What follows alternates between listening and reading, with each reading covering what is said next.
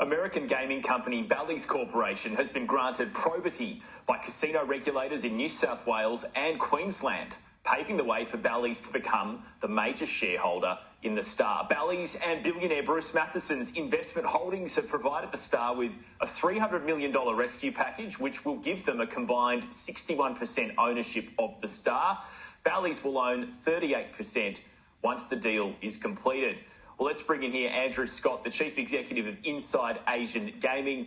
Andrew, good to see you. It's taken a while, but this approval makes perfect sense, doesn't it? Well, absolutely. It was the only game in town, and it's been 6 or 7 months since it was first mooted, but we got there in the end, and great to see both regulators, New South Wales and Queensland, doing it on the same day in a coordinated fashion. Are you expecting Bally's to make some big changes to the way the Star is run in both New South Wales and Queensland? Well, actually, as luck would have it, I just got off interviewing Sue Kim just then. I managed to catch him in a car in New York, and we'll be uploading that to our Inside Asian Gaming website later this afternoon. And I asked him this same question, so I can give it to you straight from the horse's mouth. He said, I'm just looking at my notes down here.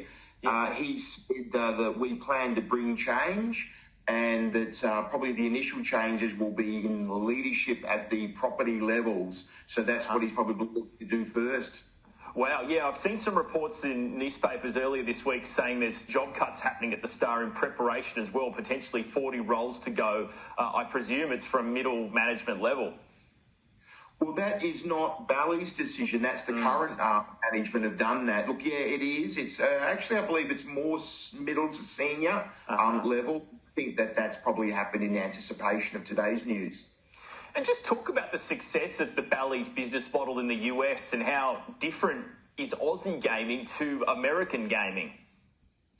Look, they're an interesting company. They do have a strong history in turnarounds, casino turnarounds, and picking up distressed casinos and turning them around. Well, that's pretty appropriate for the situation we have in Australia at the moment. They have 19 casinos in the US. They have one in the UK. They have some interests in lotteries. They even have some interests in online gaming in places where it's legal, some. But they've got a long and storied history, and they're even building new casino properties right now in New York and in Chicago. So they're no slouches, these guys. Yeah, so it's pretty obvious then why they would get probity from both the regulators in New South Wales, Queensland. But from the Star's perspective, I mean, they desperately needed Bally's and Matheson to come on board and rescue them. I mean, what sort of future do you think the business now has that this deal is going to go ahead? Well, look, I'm quietly optimistic. I mean, Star is in, let's be honest, a pretty big mess, but we've got completely new people here.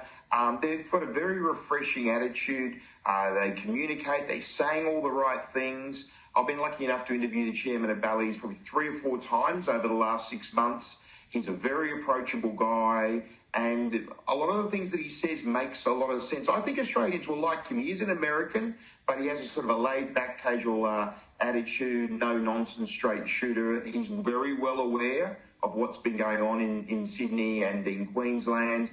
He's got a team on the ground in Sydney that have been, he just mentioned to me that he's had about a dozen guys on the ground in Sydney, just kind of keeping an eye on what's been going on. Of course, awaiting this announcement today. They can't do anything until they pass probity, which they've now done. And he also mentioned that he wants to convert his subordinated debt to equity at the earliest available opportunity, and certainly by this coming Tuesday's AGM. So he's not mucking around. He's been waiting 6 months. He wants to get straight into it.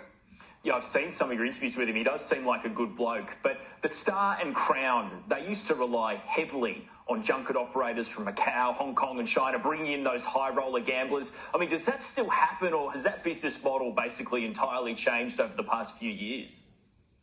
Definitely entirely changed, almost gone, and not coming back either. So, I mean, remember that these properties, I mean, Crown first opened in 94, Star in 95. They both lived perfectly successfully without junket operators for years and years and years, and then probably got a little bit drunk on the revenue that those junket operators brought in. And, we can go back to a sustainable Australian casino industry without those junket operators. It just won't make as much as it used to make. And that's not necessarily a bad thing. Yeah, I was going to ask, can casino gaming in Australia still be a pretty profitable business, or is it much tougher these days with all the new regulations, around gambling with cashless gaming, for example, and just a tougher economic environment in general? Yeah, it's a really good question. Yeah, that's a question a lot of people have been asking. And look, Crown's proven it. We've got proof of concept.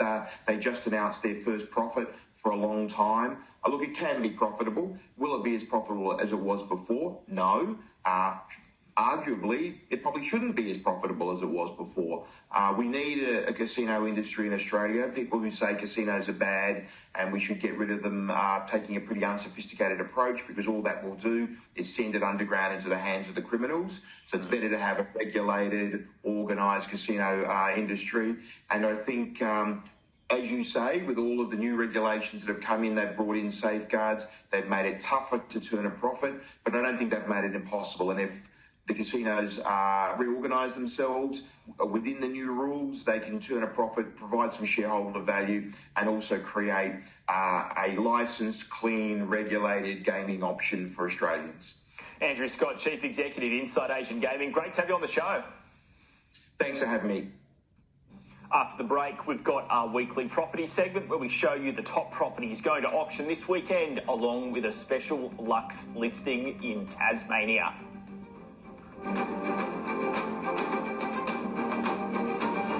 Welcome back.